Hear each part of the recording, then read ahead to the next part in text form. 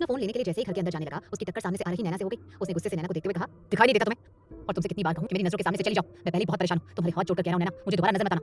सुबह सुबह तुम्हारा चेहरा देख लिया, मेरा पूरा दिन खराब हो गया। ऐसा कहकर प्रियांश गुस्से से अपने कमरे में जाने लगा। प्रियांश की बात सुनकर यशोधरा जी ने नैना से कहा, तुम उसकी बात का बुरा मत मानना। आज कुछ बात हुई है जिसकी वजह से ये हम लोगों से नाराज है और सारा गुस्सा तुम्हारे ऊपर उतार दिया। नैना चुपचाप खड़ी हुई थी और तब तक प्रियांश अपना फोन लेकर बाहर आ गया था। प्रियांश के आते ही नैना दरवाजे से हटकर दूर खड़ी हो गई। प्रियांश उसे घूरते हुए बस बाहर निकल गया। नैना भी बाहर जाने लगी। बाहर अनिल उसका इंतजार कर रहा था। नैना को देखते ही अनिल ने नैना से कहा, आओ जल्दी, कॉलेज पहुंचने में देर हो जाएगी, कहीं कॉलेज बंद ही ना हो जाए। इतनी देर कहां लगा दी? नैना ने प्रियांश की तरफ घूरते हुए देखा और फिर अनिल से कहा, कहीं नहीं भाई, बस कभी-कभी रास्ते में कुछ अड़चनें आ ही जाती हैं। कोशिश तो कर रही थी पर निकल नहीं पाई। नैना की बात सुनकर प्रियांश को इतना समझ तो आ गया था कि नैना को कहीं जल्दी में जाना था। ये समझते ही प्रियांश ने जानबूझकर अनिल से कहा, आप कहीं जा रहे हैं?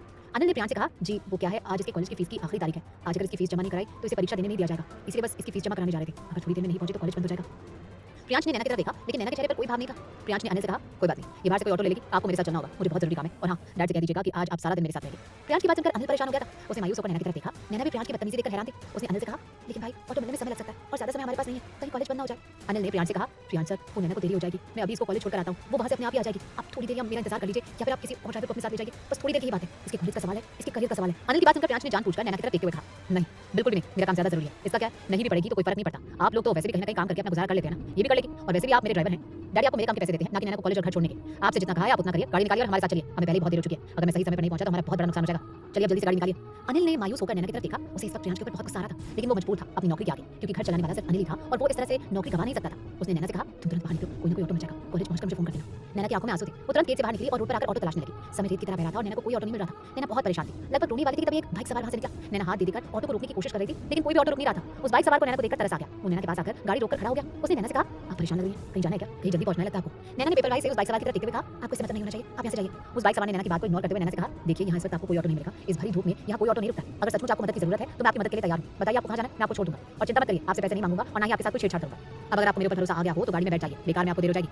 नैना ने उस बाइक सवार की तरफ देखा। हेलमेट के अंदर से उसकी बड़ी-बड़ी आंखें झांक रही थी और उन आंखों में शराफत नजर आ रही थी। फिलहाल नैना को अपने कॉलेज जल्द से जल्द पहुंचना था, इसलिए नैना बिना कुछ सोचे समझे उस बाइक सवार के साथ बैठ गई। उस लड़के ने बाइक आगे बढ़ाई। उसने नैना से कहा, कहाँ जाना है आपको? नैना ने बस बाइक सवार को सारी बात बता दी। बाइक सवार ने गाड़ी नैना के कॉलेज की ओर बढ़ा दी। उस लड़के ने नैना से कहा, अगर आपको कॉलेज फीस जमा करने के लिए जाना था तो आपने इतनी देर क्यों लगा दी? आपको जल्दी निकलना चाहिए था ना। आप लड़कियां 1 घंटा तो मेकअप करती हैं, उसके बाद जरूर कुछ ना कुछ घर पर भूल जाती हैं, खास तौर से अपना फोन, और उसके बाद जैसे तैसे घर से निकलती हैं। आप लोगों को ऑटो नहीं मिलता, इसलिए आप लोगों को कहीं जाने के लिए 1 घंटा पहले निकलना चाहिए ताकि सब कुछ सही समय पर हो जाए।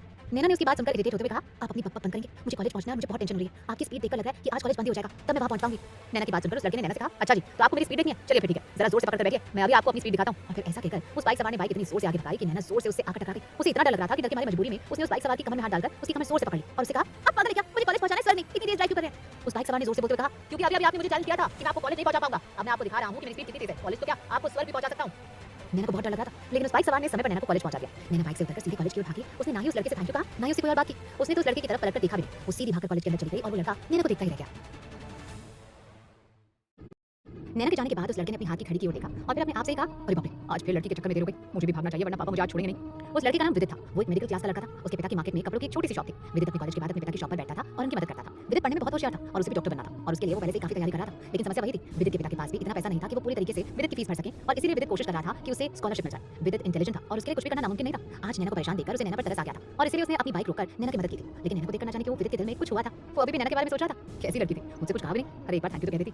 विदित अपने आप से ही बात कर रहा था कि तभी उसके पिता ने उसे टोकते हुए कहा, तुमसे कुछ कहना है विदित? विदित ने अपने पिता से कहा, क्या हुआ पापा, सब ठीक तो है ना? विदित के पिता ने विदित से कहा, ठीक ही तो नहीं है, तुम्हारी बहन की सर्जरी के लिए अभी हमारे पास पैसा नहीं जुट रहा है। तुम्हें तो पता ही है, मैं धीरे धीरे मेहनत कर रहा हूँ, लेकिन मैं देख रहा हूँ कि विदिता दिन पर दिन चिड़चिड़ी होती जा रही है। उसे ऐसा लगता है कि मैं उसके पैर की सर्जरी नहीं करवाऊंगा। बेटा, क्या मैं नहीं चाहता कि जल्द से जल्द मेरी बेटी ठीक हो जाए? बस तुमसे थोड़ा समझाओ कि मुझे थोड़ा समय चाहिए। तुम्हें पता है आज वो बहुत परेशान थी। कल उसकी एक सहेली आई थी, वो लोग कहीं टूर पर जा रहे हैं। मुझे उसे अकेले भेजने में थोड़ा डर लगता है, इसलिए मना कर दिया। अब तुम ही उसे समझाओ।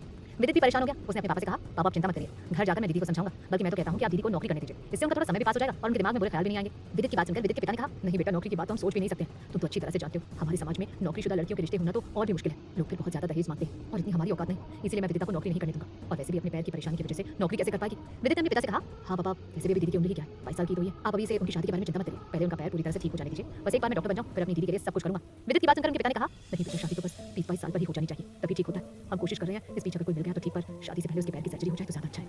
इधर नैना फीस जमा करके कॉलेज से बाहर आई। इतनी तेज धूप थी कि नैना का सर चकराने लगा था। उसने अपने सर पर चुन्नी ओढ़ी और कॉलेज से बाहर आ गई। उसने इधर उधर देखा, अभी भी एक भी ऑटो नहीं मिल रहा था। नैना परेशान थी। अभी नैना आगे बढ़ ही रही थी कि दो लड़कों ने उसका रास्ता रोकते हुए कहा, लिफ्ट चाहिए, कहीं छोड़ दूं? नैना ने गुस्से से उनकी तरफ देखते हुए कहा, तुमसे कुछ नहीं चाहिए, मैं अच्छी तरह से जानती हूं कि तुम लोग मेरे पीछे क्यों पड़े हो। असल में ये दोनों लड़के नैना की क्लास के थे, जो हमेशा नैना से दोस्ती करना चाहते थे, लेकिन नैना अच्छी तरह से जानती थी कि उन लड़कों का पढ़ने लिखने से कोई वास्ता नहीं है, इसलिए नैना उनसे दूर ही रहती थी।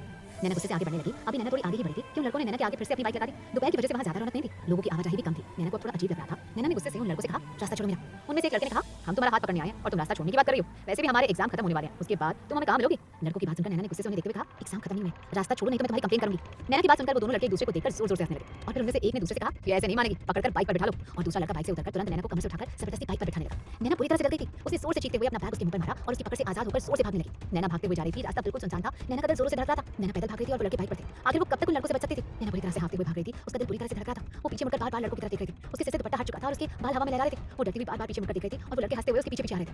नैना मन ही मन भगवान का नाम ले रही थी। उसने भागते हुए अपना फोन पर्स से निकालने की कोशिश की, लेकिन तभी वो लड़के उसके बहुत करीब आने लगे और डर के मारे नैना के हाथ से उसका फोन भी छूटकर गिर गया। नैना अपना फोन उठाने के लिए नीचे झुकी, लेकिन वो लड़के उसके बहुत करीब आ गए थे। उसने अपना फोन वहीं छोड़ा और बेतहाशा रास्ते पर आगे भागने लगी। वो मदद के लिए चीख रही थी और तभी आगे रास्ते में किसी की कार ने रोड ब्लॉक कर रखा था। नैना को आगे जाने के लिए रास्ता ही नहीं दिखाई दिया। वो पूरी तरह से घबरा गई थी। उसने इधर-उधर देखा, फिर चिल्लाते हुए उस कार के पास जाकर खड़ी हो गई। गली इतनी तंग थी कि नैना को दूसरी ओर जाने के लिए उस कार के ऊपर चढ़कर जाना होता, लेकिन अचानक किसने इतने गलत तरीके से कार को लगाया हुआ था कि पूरी रोड ही ब्लॉक हो चुकी थी। नैना बुरी तरह से घबरा गई थी। वो डर की वजह से कार की खिड़की और दरवाजे पर जोर-जोर से अपने हाथ मार रही थी। कोई है? प्लीज हेल्प मी, ये लड़के मेरे पीछे पड़े हैं, मेरी मदद करो। लेकिन कार में से कोई बाहर नहीं आया। नैना के चेहरे पर पसीना आ गया था और वो लड़की अपनी बाइक वहीं खड़ी करके नैना के पास आने लगी। वो नैना के बिल्कुल करीब आ रहे थे और नैना के दिल की धड़कन जोर से बढ़ रही थी।